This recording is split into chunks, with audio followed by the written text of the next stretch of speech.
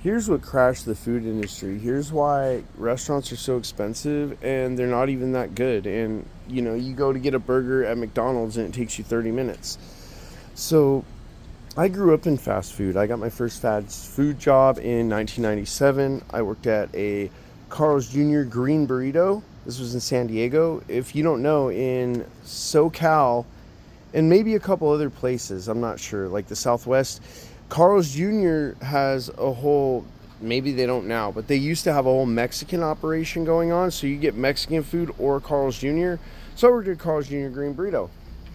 It was cool, whatever. It didn't last that long. Now, fast forward 10 years later, I'm coming out of the oil field and I'm working at Burger King. Now, I was making a ton of money and killing myself 12 hours a day, sometimes more. And so I was happy to work at Burger King. You know what I mean? Dude, you don't have to care.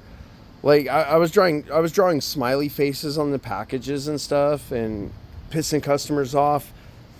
And anyway, there was this one older lady and she was telling me, she said, I used to work at this Burger King for 50 hours a week.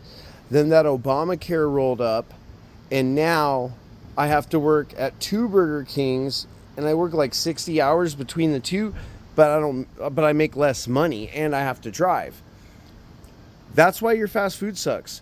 Dude, when I first started back in this wasn't when I first started, but back in like 2000, 2001, I remember working at Arby's. Arby's was the cleanest restaurant I ever worked in. Arby's in Fort Collins, and we shut down at midnight, but they would pay to clean for like 4 hours. They had no problem giving you overtime. And then all of a sudden Obama shows up. Oh, you got to give them benefits. And he's like, I'll just cut everybody to 36.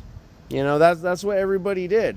So that's why your food sucks. They can't, the good employees, they already left. They're working construction and they don't even pay people enough to clean. It's all a scam. Quit eating at restaurants.